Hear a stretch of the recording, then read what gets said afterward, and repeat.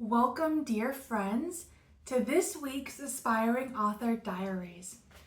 Pull up a chair, grab a warm beverage, and join me for this week's discussion. So, this week, I actually don't have something in mind to necessarily go through and talk out like we did in the weeks before, because I had some really exciting news.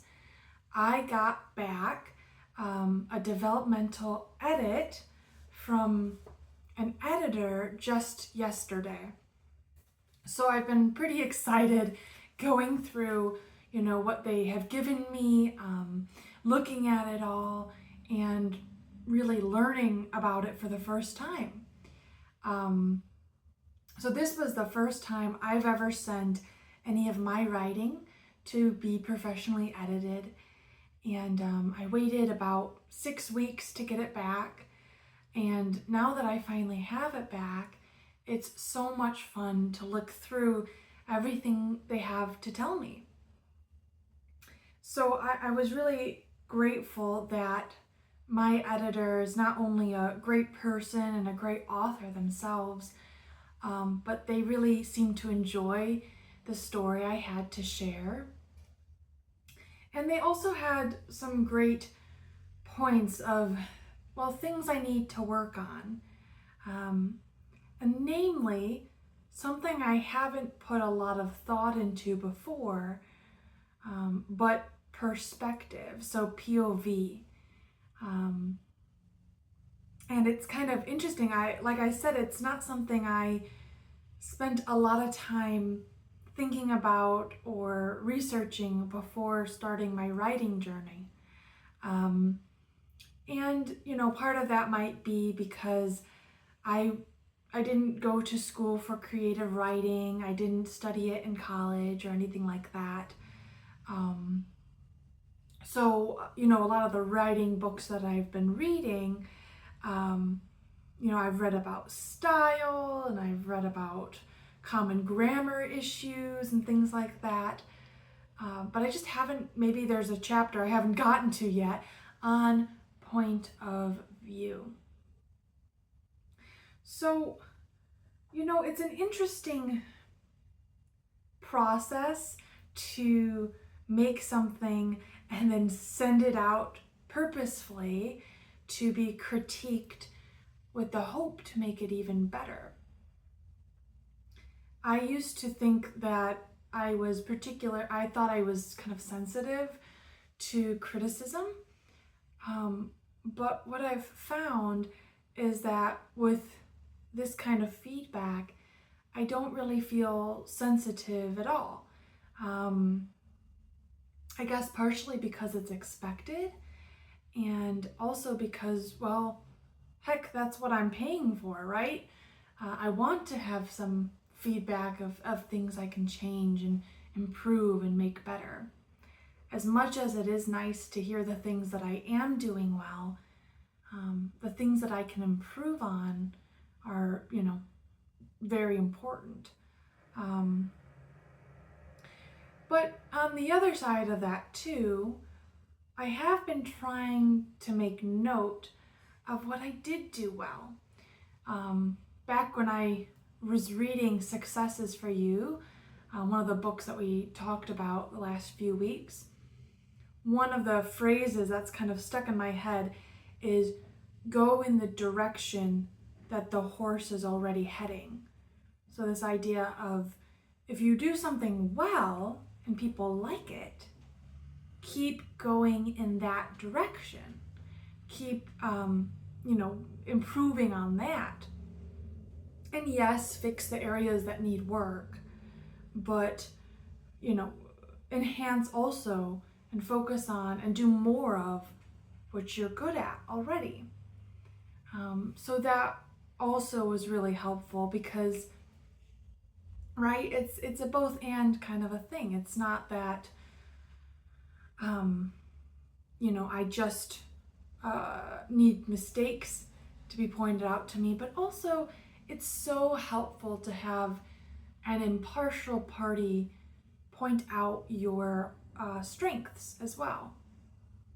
Point out what you do well, what makes your work shine.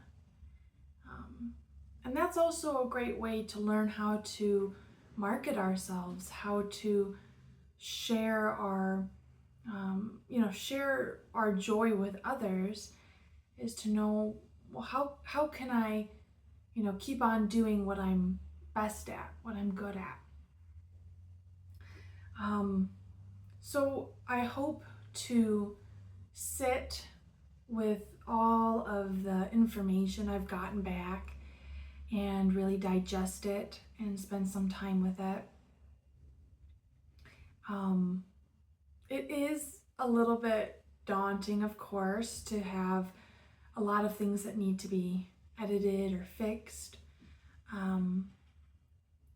But, that's one thing that I reflect on that I really like about writing, and it fits well with my personality at least, is you don't have to get it 100% right the very first, time you do it. I was listening to an audiobook by Roy Peter Clark called Murder Your Darlings. And in the book, he says something like, I think he's quoting another, famous writing teacher, but he says something like, don't be afraid of imperfection. Imperfection is actually the goal. Because writing is a medium that you can just keep, your only limit to how much you can improve it is your own willingness and time and ability to put, the effort into it continuously. I mean, you could sit with it for years and continue to improve it and improve it and improve it for no matter how long you want to work on that project. And I really like that because I think, some people excel at, hitting the mark the very first time they do it. But other people, like myself, excel more at that slow progress, that building up. It kind of reminds me of artists sometimes, where the artist puts so many hours into just one painting, right? It's not just like one moment that it's boom, done, but it's the culmination of hours. And I'm sure, having to fix mistakes or rework things or rethink things. So as we go into the rest of our week, as we think about the rest of our week, I encourage you and myself to, notice where we're getting feedback from. And, maybe it's negative or maybe it's positive. And both have a lot to teach us about ourselves. I think it's also important to say that, of course, everyone's view of us is colored by their own perspective and, their own judgments that they have in their mind. And yet, it can offer us a different picture, maybe a clearer picture of what, we bring to the table, both good and bad. So I'm super excited to go through all of the notes, and I am excited to go through the whole manuscript, although it's probably going to be a lot of work, but that's the joy of it, isn't it? The time, the effort that we put into making something just right, so it can be truly as excellent as we can possibly do it. Thanks so much for joining me on this journey. I can't wait to see where we end up. Take care. Have a great week.